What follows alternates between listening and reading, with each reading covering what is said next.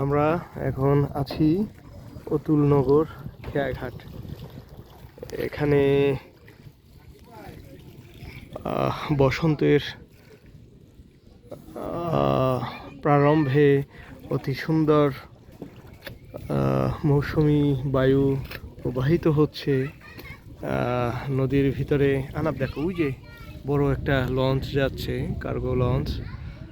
আর হচ্ছে এই পাশে ইটের ভাটা, তারপরে এই যে পাশে এরা গোসল করছে, ওই যে মাটিভাঙ্গা কলেজ মোড়ের ওইদিকে। তারপরে এই দোকান, এই যে ভ্যান। আচ্ছা চলো চলো চলো চলো।